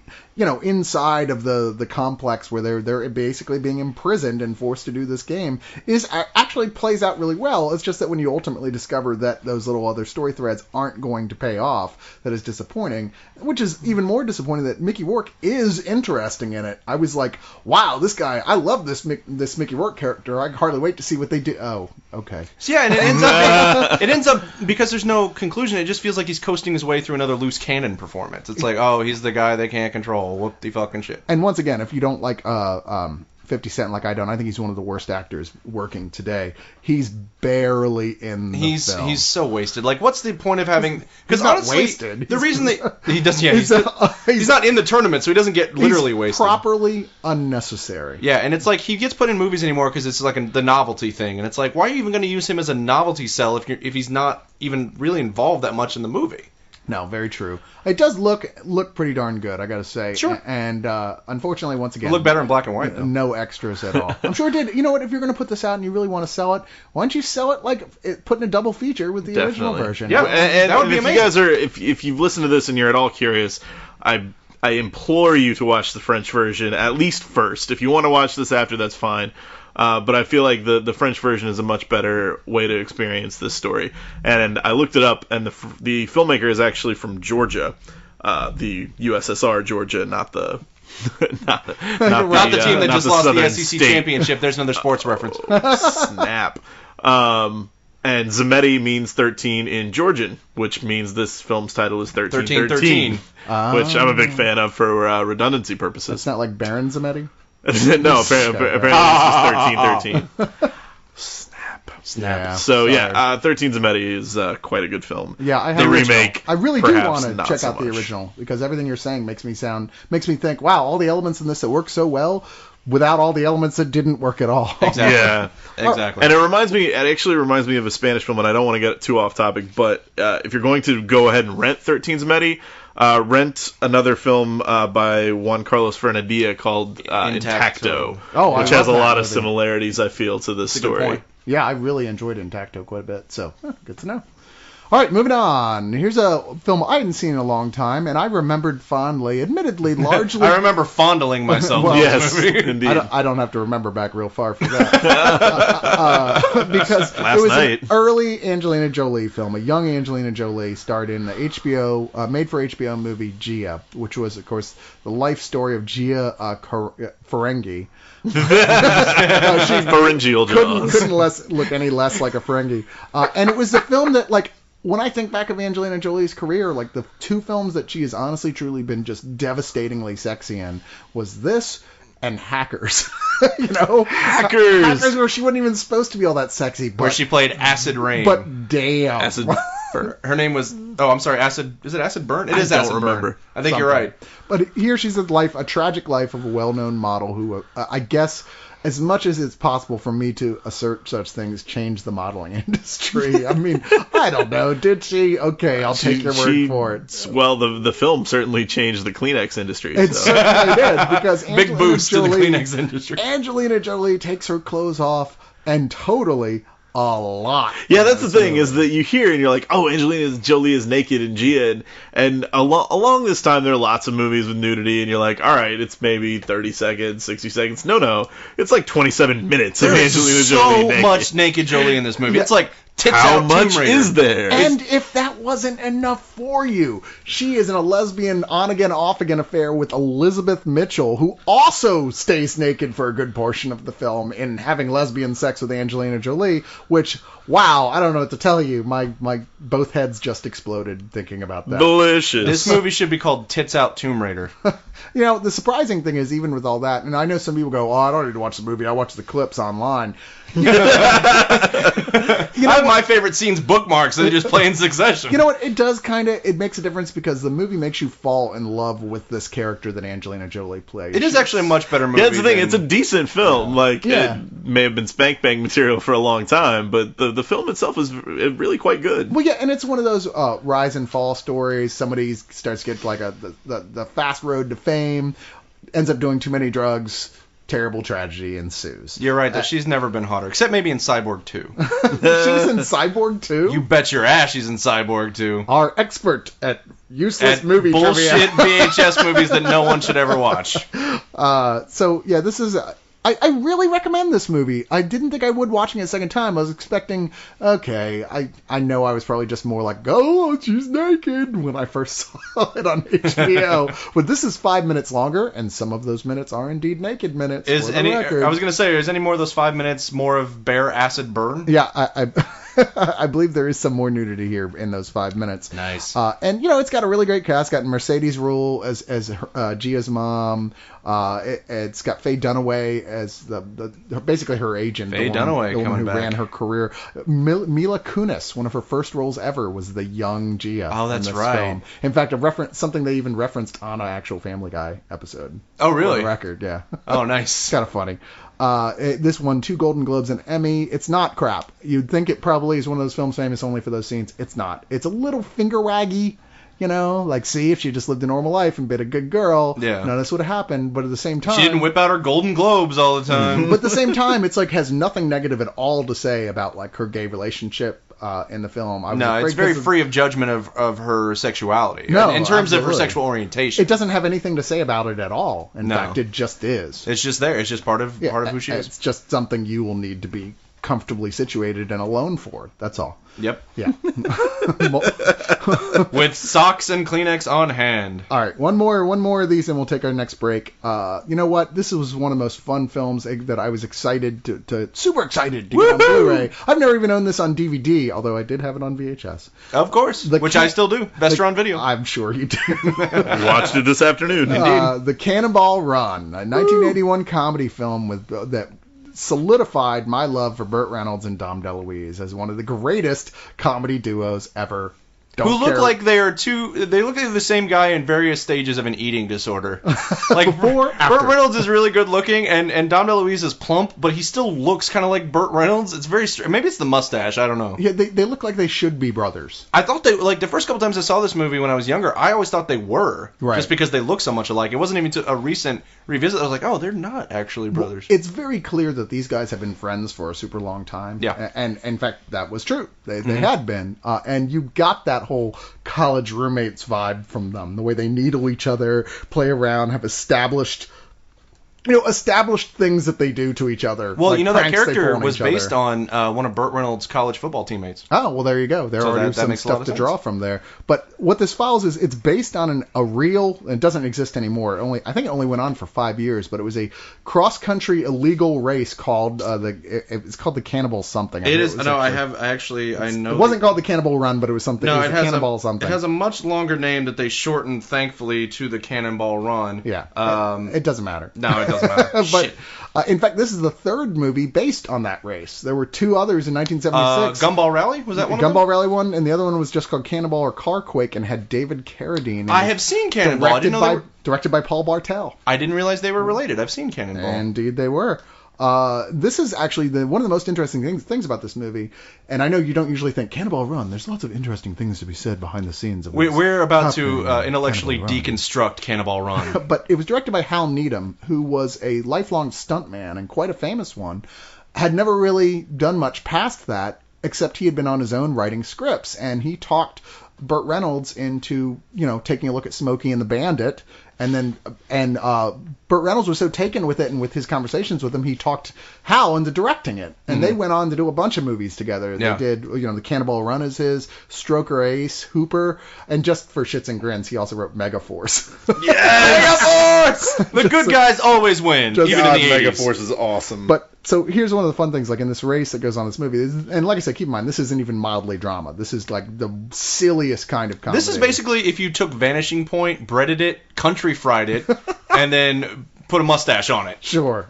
They drive Dom DeLuise and Burt Reynolds and their abducted Farrah Fawcett drives a ambulance that's been souped up, which, as a point of fact, was the actual vehicle driven by the writer-director Hal Needham in the actual race in 1978. It is the exact vehicle that they used to do it. And that's kind of a neat little whoa. They are so dedicated to authenticity in the Cannonball Run, you have no idea.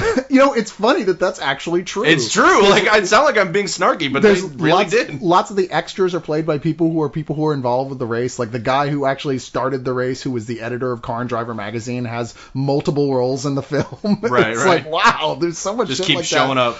But this is one of the most fun, like, road trip massive ensemble films ever made. Such a weird cast, though. Because it is an extensive cast, but it also covers a lot of different entertainment mediums. Oh yeah, like you've got Burt Reynolds and Dom DeLuise. You've also got Farrah Fawcett, Adrienne Barbeau, and I think even Peter Fonda shows up at one point. Yeah. But then you also have Dean Martin and Sammy Davis Jr. as a team, and Terry Bradshaw, who at the time was the quarterback of the Pittsburgh Steelers. Who was the guy? And Mel Tillis is the guy who he's racing with. They were trying to develop a spin-off TV show based on their characters. Was the second Smoking the Bandit before or after this? Do you know? Because he shows up in that movie too. I don't know off the top of my head. No.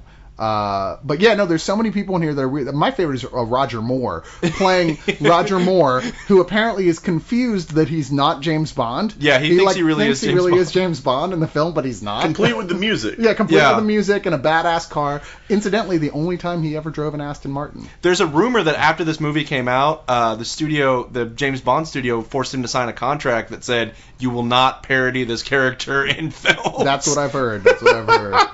There's Jackie Chan. A young Jack, and he's notable because for a couple of reasons. First of all, this is a co-production with Golden Harvest. Yeah. And I feel like the sole reason for that is because they wanted to get Jackie Chan in the movie. Yeah. So they went to all this work to get him, and then they make him play a Japanese race car driver. But he was pissed off about that too. They don't change his name. Yeah. His name. They call him Jackie Chan, but he's They were so convinced that no one in America would be able to know that Chan is not a Japanese name, and then they're like, no, we're not done yet. We're going to push this even further by having Jamie Farr play an Arab sheik. It's a little racist, but yes, Jackie Chan is in there as well. It's more than just a little, but it's kind of racist in the same way that, like, the Leog is racist. They hit every single thing. They hit sexism, and they hit every single race. They just go at it, and, like, so constantly with the members of said races and sexes participating in the joke that you just kind of have to laugh along. They're racist in the same way, meaning that Corey Coleman threatened to cancel Cannonball Run? Yeah, just like that. Okay, you very didn't know he was the guy who did that? I didn't know. I want to say there was actually a TV series of Cannonball Run at some point, but I don't think there actually was. And it feels like there should have been. There really should have been. I would have watched it week to week. But about Jackie Chan specifically. Jackie Chan. So I'm sure you're familiar with Jackie Chan. At the end of a lot of his movies, he has bloopers, which blooper implies that they're funny and lighthearted, and most of the time it's guys like inches away from death when a stunt goes wrong. Yeah. But he actually got that from Hal Needham, because Hal Needham is famous for that. He would put bloopers at the end of Smoking the Bandit. There's a bunch of bloopers, and Jackie Chan actually took that from Hal Needham after they worked together in this movie. So that's actually something that Jackie Chan took from Hal Needham, was the blooper reel at the end of the movie. And you know what? As much as I love this movie, the blooper reel is my favorite part of it. Yeah, absolutely. It's always good, especially with this cast. Come on. Yeah, give me a break. There's lines of this movie that I remember from the bloopers more than actual lines in the movie. If you don't go away, I'm going to stuff these bleeds up your nose. What, these bleeds? Yes. Dude, there's so much good stuff. Seriously, get this movie. If you haven't seen it, watch this movie. I adore this film. I could watch this over and over and over So again. much fun. And I have. And if you as a kid were a fan of Wacky Racers from on the Cartoon Network, definitely watch this movie because it feels like a live action Wacky Racers. It's a decent transfer to the Blu-ray. It looks and sounds as good as you'd expect it to. I mean, it's not going to blow you away, but neither will you be sitting there going, that was kind of messed up looking. It's obviously the best version you can get of it, and it comes complete with the commentary with Hal Needham and the producer talking about their experiences making it. You're not going to be sitting there going, this ruins the visual integrity of Cannonball Run. No. Yeah. So, anyway, I kind of wish it had been packaged with Cannonball Run 2, which is obviously not anywhere near as good of a film, but it's still got a lot of solid parts to it. Hell yeah, it does. Because it's like, well, what the hell? What are you going to release that on Blu-ray by itself? If you're going to make us buy all the Jurassic Parks, then at least give us Cannonball 2. Like Cannonball Mega Set. With Mega Force! With Mega Force. Awesome! I would kill for a Mega Force Blu-ray. I believe that. I do. I'm slightly frightened. Yes, but you forget that Brian and I are the guys that own Megaforce for the Atari 2600. It's such a great game, dude. Seriously. It is. I think I actually had that game at some point. It's really fun. Even now, that it's and the fun. Fantastic Voyage game are like maybe two of the best movie adaptation games for Atari. Yeah. And you can read more about Brian's experiences with video games based on movies. Motion Pixels, eventually on ain'titcool.com again. All right, so before we go into a break, let's just talk about a couple more things we're giving away. Giveaway! I like that. That's Thank very you. enthusiastic. One of the things we got sent is, I don't know if you guys saw World War II in HD. I don't know if you guys saw World War II. You might not be old enough. No, nobody but Leon was old enough for that. Unfortunately, his eyes were kind of going, and he didn't really see it in HD. At that point, but this is like, it was a series on the History Channel. Are you holding World War II in HD on a standard def DVD? I have the two versions of it here. Okay. Yeah, I have. But still, though. Yeah, I know it's kind of weird. Wait. It's called World War II in HD, and it's a standard DVD. Well, no, I have two things here. Okay, I'm sorry. All We're right. interrupting you. I'm All sorry. right. No, that's okay. I have two things. The big winner of this one the first person to answer will get the brand new collector's edition of World War II in HD, which is this gorgeous looking big box of the Blu-ray of the complete series that come with two whole new, basically over hour-long episodes based on other aspects of it that have been added to the series. And this is one of the great, if you're even vaguely interested in World War II history, of which God knows there's a dearth of stuff. I think out there even if for you're you. not a history buff, like people that call themselves casual history buffs say that because they're interested in World War II. Right, Yeah. sure. And this is one of the more interesting. They pulled lots of footage out and no one has ever seen before put together for Good this. stuff. So the winner of this one, World War II in HD, will get the Blu-ray. The runner-up will get the original DVD version of it, which still looks really good. Yes, you can that's make a true. DVD look really good. Can DVD get up to like 720? No? Not even plausibly? Well, because 720p is 1280 by 720. Yeah. And standard def DVD is 720 by 480. Well, so yes, the number 720 is used. involved. Yes. I knew it. but the resolutions are in fact different. All right, I just want to crack your head open and see how many numbers No, are in you there. don't. It's scary in there. Now, here's another one. This is one of the There's ones a lot of alcohol. people are going to be really excited Holy about who shit. hate Leog. We're going to be giving away the complete Robotech here on DVD. Robotech. Which, if you guys pay attention to my column that I write for the site, you'll see one of them was taken over by Harris, because God knows I wasn't going to watch this. Wrote a review of the entire I don't even know if it's 4 DVDs. It's a lot of DVDs, I think. Over 10 hours of bonus material along with the complete series. 85 episodes of this goddamn thing, including the Macross Saga, the Robotech Masters, and the New Generation. Whatever any of that stuff means. I think it means it's Harris in O'Malley here. masturbatory aid. It I don't know. does Some mean Smilios that. definitely just popped wood over this. Here's 17 discs is how many shit is in this, and it's nicely packaged all together. So we'll be giving away this as well. 17 discs? 17 discs. We're not fucking around with this swag, man. We're not. Dear This is Lord. some goddamn good swag we got for you this week. And on that note, let's take a break, and we will be right back with more, because I need to put some more whiskey in my glass.